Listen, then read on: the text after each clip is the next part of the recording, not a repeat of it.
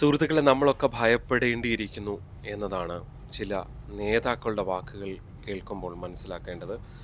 മുൻ മന്ത്രിയാണ്, മുൻ എം പിയാണ്, ഇപ്പോഴത്തെ മുതിർന്ന കോൺഗ്രസ് നേതാക്കളിൽ ഒരാളായ സജ്ജൻ സിംഗിൻ്റെ വാക്കാണ്. അദ്ദേഹം ഇൻഡോറിൽ അവിടുത്തെ നഗരസഭയ്ക്കെതിരെ നടന്ന ഒരു പ്രതിഷേധ പരിപാടിയിൽ പങ്കെടുത്തുകൊണ്ട് പ്രസംഗിച്ചതാണ് ഇപ്പോൾ വലിയ ചർച്ചകളിലേക്ക് ഇടവന്നിരിക്കുന്നത്. ശ്രീലങ്കയിലെയും ബംഗ്ലാദേശിലെയും ഭരണാധികാരികളുടെ അവസ്ഥ പ്രധാനമന്ത്രി നരേന്ദ്രമോദിക്കും ഉണ്ടാകുമെന്നാണ് ഈ മുതിർന്ന കോൺഗ്രസ് നേതാവ് പറയുന്നത്.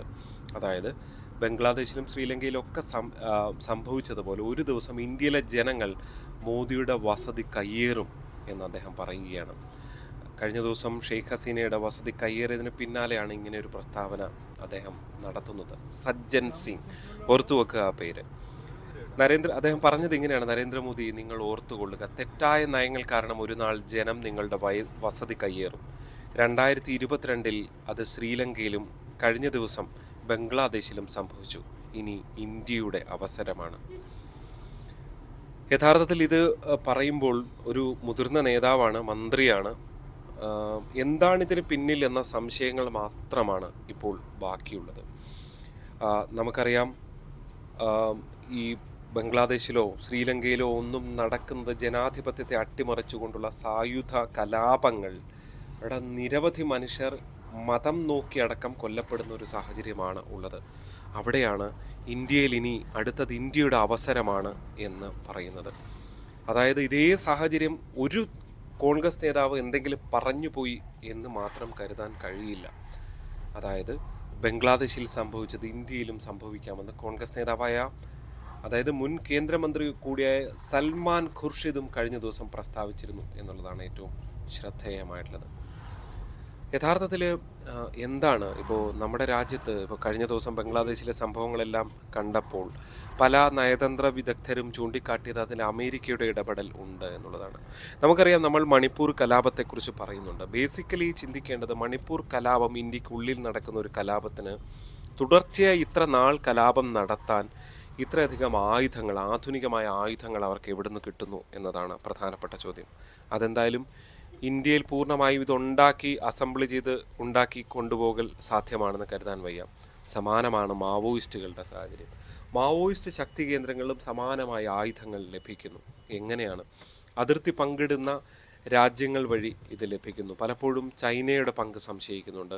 ഇപ്പോൾ ബംഗ്ലാദേശിൽ നടന്നതാണെങ്കിൽ അമേരിക്കയുടെ പങ്ക് സംശയിക്കുന്നുണ്ട്. ഇപ്പോൾ ബംഗ്ലാദേശിലെ ആളുകൾ പോയി ആക്രമിക്കുന്നു എന്നുള്ളതിനപ്പുറത്തേക്ക് ഈ മാവോയിസ്റ്റുകളുടെ വേട്ട പോലെയോ അല്ലെങ്കിൽ ഇപ്പുറത്ത് മണിപ്പൂരിലെ കലാപകാരികൾ ഉപയോഗിക്കുന്ന ആധുനിക തോക്ക് പോലെയോ ഒന്നുമുള്ള സാഹചര്യമല്ല ബംഗ്ലാദേശിൽ ഉണ്ടായിട്ടുള്ളത്. അതുകൊണ്ട് തന്നെ അതിനൊക്കെ അപ്പുറത്തേക്ക് ഇന്ത്യയിൽ ഇതിനൊരു വിത്ത് വിതച്ചിട്ടുണ്ട് എന്നുള്ളതാണ്. കർഷക പ്രക്ഷോഭം അടക്കമുള്ള കാര്യങ്ങൾ സംശയത്തിൻ്റെ നിഴലിലായി ഒരു ഘട്ടത്തിൽ എന്നത് നമുക്കറിയാം. നമ്മുടെ അർബൻ ബുദ്ധിജീവികൾ എന്ന് പറയുന്ന പലരും ഇപ്പോൾ മൗനത്തിലാണ്. അവിടെ ബംഗ്ലാദേശിൽ മതം നോക്കി ആളെ കൊല്ലുന്നത് അവർക്കൊരു പ്രശ്നമേ അല്ല.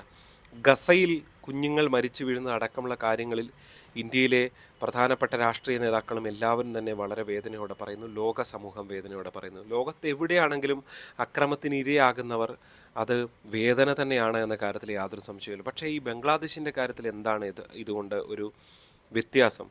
എന്തുകൊണ്ടാണ് അതിനെതിരെ അതിശക്തമായി രംഗത്ത് വരാത്തത് എന്നുള്ളതാണ്. ബേസിക്കലി മതമാണ് പലരുടെയും, പല രാഷ്ട്രീയ പാർട്ടികളുടെയും അടിസ്ഥാനം എന്നുള്ളതാണ്. ചില വോട്ട് ബാങ്കുകൾ പ്രതീക്ഷിച്ച് തന്നെ ഇത്തരം നീക്കങ്ങൾ നടക്കുന്നു എന്നുള്ളതാണ്. എന്തുകൊണ്ട് ഈ സജ്ജൻ അദ്ദേഹം ഇങ്ങനെ പറയുന്നു, അല്ലെങ്കിൽ സൽമാൻ ഖുർഷിദ് പറയുന്നു? സമാനമായി ഇനി ഇന്ത്യയുടെ അവസരം എന്ന് പറയുമ്പോൾ ഇന്ത്യയിലൊരു വലിയ പ്രക്ഷോഭത്തിന് പുതിയൊരു ആഹ്വാനം കൂടി വന്നിരിക്കുകയാണ്. വഖഫ് ബോർഡ് നിയമ ഭേദഗതി. ഒരുപക്ഷെ CAA സമരം പോലെ ഡൽഹിയിലടക്കം കലാപമുണ്ടായിട്ടുള്ള സമരങ്ങൾ നമ്മൾ കണ്ടതാണ്. അങ്ങനെ പല വിഷയങ്ങളിലും കലാപങ്ങൾ പലപ്പോഴും ഉണ്ടായി വരുന്നു. പക്ഷേ അത് എവിടെയൊക്കെയോ തടയപ്പെടുന്ന കാഴ്ചയാണ് കണ്ടിട്ടുള്ളത്. എവിടെയെങ്കിലും കൺട്രോൾ ചെയ്യാൻ കഴിയുമായിരുന്നു. പക്ഷേ ഇപ്പോൾ രാജ്യവ്യാപക പ്രക്ഷോഭത്തിനാണ് ഈ വഖഫ് ബോർഡ് നിയമ ഭേദഗതിയുമായി നിൽക്കുന്നത്. കോൺഗ്രസ് അതിനോട് ചേർന്ന് നിൽക്കുന്ന സമീപനവുമാണുള്ളത്. യഥാർത്ഥത്തിൽ ഈ കോൺഗ്രസ് നേതാക്കളുടെ വാക്കുകൾ സംശയിക്കേണ്ടി വരും. ഇനി അതിലൂടെ ഒരു വലിയ ജനങ്ങളെ മുഴുവൻ തെറ്റിദ്ധരിപ്പിച്ചുകൊണ്ട് തെരുവിലിറക്കി സർക്കാരിനെതിരെ പോരാട്ടം നടത്തി ഒരു അട്ടിമറി നടത്താനാണോ ഉദ്ദേശിക്കുന്നത്? തീർച്ചയായും നരേന്ദ്രമോദി സർക്കാർ ഇവിടെ അവസാന കാലം വരെ ഉണ്ടാകണമെന്നോ BJP സർക്കാർ ഉണ്ടാകണമെന്നോ എന്നൊന്നും പറയാൻ കഴിയില്ല. പക്ഷേ ഇന്ത്യയിലൊരു ഭരണ അസ്ഥിരത ഉണ്ടാകുന്നത് ഇവിടെ ജീവിക്കുന്ന മുഴുവൻ മനുഷ്യർക്കും, ഹിന്ദു, ക്രിസ്ത്യൻ, മുസ്ലിം അങ്ങനെ യാതൊരു വ്യത്യാസവുമില്ല, സിഖ്, പാഴ്സി, ജൈനനോ ഒരു വ്യത്യാസമില്ല, നമ്മളെ മുഴുവൻ മനുഷ്യരെയും ബാധിക്കുന്നതായിരിക്കും ഇന്ത്യയുടെ ഭരണപരമായ അസ്ഥിരത എന്ന കാര്യത്തിൽ യാതൊരു സംശയവുമില്ല. അതിലേക്കാണോ ഇവർ കോപ്പുകൂട്ടുന്നത്?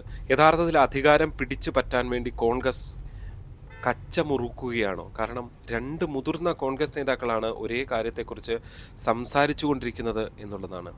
ഈ രാജ്യങ്ങളെല്ലാം തകർന്ന സ്ഥിതിയാണുള്ളത്. ബംഗ്ലാദേശിൻ്റെയും ശ്രീലങ്കയുടെയും കാര്യം നമുക്കറിയാം. പാകിസ്ഥാൻ ഒരു തരത്തിലും മുന്നോട്ട് പോകാൻ കഴിയാത്ത രീതിയിൽ അവിടെയുള്ള ആഭ്യന്തര പ്രശ്നങ്ങൾ എത്രമാത്രം ആ രാജ്യത്തെ അസ്ഥിരതപ്പെടുത്തിയിട്ടുണ്ട് എന്നതും നമുക്കറിയാം. പലപ്പോഴും പട്ടാള അട്ടിമറി ഉണ്ടായി അവിടെ ഭരണം പിടിച്ചെടുക്കുന്ന സാഹചര്യവും നമ്മൾ കണ്ടിട്ടുള്ളതാണ്.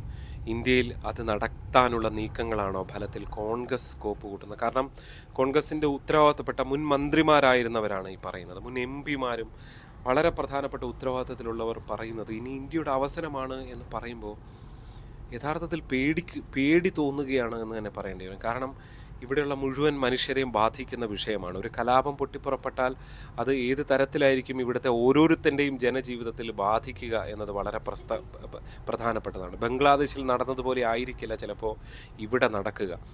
ആരെങ്കിലുമൊക്കെ അങ്ങനെ ചില ശ്രമങ്ങൾ നടത്തിയിട്ടുണ്ടെങ്കിൽ അത് ചിലപ്പോൾ മറ്റേതെങ്കിലും രീതിയിലൊക്കെ ആയിരിക്കും തിരിച്ചടി അതിന് നേടുക എന്ന കാര്യത്തെക്കുറിച്ച് ഒന്ന് ഓർക്കുന്നത് നല്ലതാണ്. ഇവിടെ നിന്നുകൊണ്ട് രാജ്യത്തെ ഒറ്റുന്ന രാജ്യവിരുദ്ധ ശക്തികൾക്ക് വേണ്ടി കോപ്പ് കൂട്ടുന്നവന്മാർ ഒന്ന് ചിന്തിക്കുന്നത് നല്ലതായിരിക്കും. നിങ്ങളിപ്പോൾ സ്വസ്ഥമായിട്ടാണ് ഇവിടെ ജീവിക്കുന്നത്, എത്രത്തോളം സ്വസ്ഥമാണ് എന്ന് മനസ്സിലാക്കുക. UK അടക്കമുള്ള യൂറോപ്യൻ രാജ്യങ്ങളിൽ ഉണ്ടാകുന്ന സമാധാനക്കേടുകൾ എത്രത്തോളം പ്രതിസന്ധികൾ ആ രാജ്യത്തുണ്ട് എന്ന് മനസ്സിലാക്കുക. പല അറബ് നാടുകളിലും ഉണ്ടാകുന്ന പ്രശ്നങ്ങളെക്കുറിച്ച് നമ്മൾ കണ്ടിട്ടുണ്ട്. ലോകത്തിൻ്റെ വിവിധ ഭാഗങ്ങളിൽ വലിയ പ്രശ്നങ്ങളുണ്ട്. അവിടെ ഇന്ത്യ ഒരു പരിധിവരെ, നിങ്ങൾ ജനാധിപത്യവും ഫാസിസവും എന്നൊക്കെ പറയുന്നത് എന്താണ് ഫാസിസം എന്ന് ഒരുപക്ഷെ ഭാവിയിൽ മനസ്സിലാക്കേണ്ടി വരും എന്നതുകൂടിയാണ്. അടിയന്തരാവസ്ഥ പ്രഖ്യാപിച്ച കോൺഗ്രസ് തന്നെ അടിയന്തരാവസ്ഥ ഈ ഭരണഘടനയും ഉയർത്തിപ്പിടിച്ചാണ് ഇത്തവണ പ്രതിപക്ഷ നേതൃസ്ഥാനം ഏറ്റെടുത്തത് എന്നതാണ് കൗതുകകരം. എന്തായാലും ഒരു കാര്യം ഉറപ്പാണ്, സംശയകരമാണ് സാഹചര്യം. കോൺഗ്രസ് എന്തിനൊക്കെയോ ശ്രമിക്കുന്നു, കോപ്പ് കൂട്ടുന്നു എന്ന് വേണം ഈ വാക്കുകളിൽ നിന്ന് മനസ്സിലാക്കാൻ. അത് ഒരു നേതാവിൻ്റെ അബദ്ധത്തിലുള്ള പ്രസ്താവനയല്ല. രാജ്യത്തെ മുഴുവൻ മാധ്യമങ്ങളിലും ഇത് സംബന്ധിച്ചുള്ള വാർത്തകളും വന്നു കഴിഞ്ഞു. എന്തായാലും കാര്യങ്ങൾ സംശയിക്കേണ്ടിയിരിക്കുന്നു എന്ന് തന്നെ പറയുകയാണ്. എന്താണ് നിങ്ങളുടെ ഇക്കാര്യത്തിലുള്ള അഭിപ്രായമെന്ന് കമൻറ്റുകളായി രേഖപ്പെടുത്തുക. ചാനൽ സബ്സ്ക്രൈബ് ചെയ്തിട്ടില്ലെങ്കിൽ സബ്സ്ക്രൈബ് ചെയ്യണം. ഒപ്പം തന്നെ നോട്ടിഫിക്കേഷൻ ബട്ടൺ ഓൺ ചെയ്തിടണം. നിങ്ങളുടെ വീഡിയോ ഇഷ്ടമാണെങ്കിൽ ലൈക്ക് ചെയ്യുക, മറ്റു സുഹൃത്തുക്കൾക്ക് അയച്ചു കൊടുക്കാനും മറക്കരുത്. അപ്പോൾ മറ്റൊരു വിഷയമായി നമ്മൾ ഉടൻ എത്തും. നന്ദി.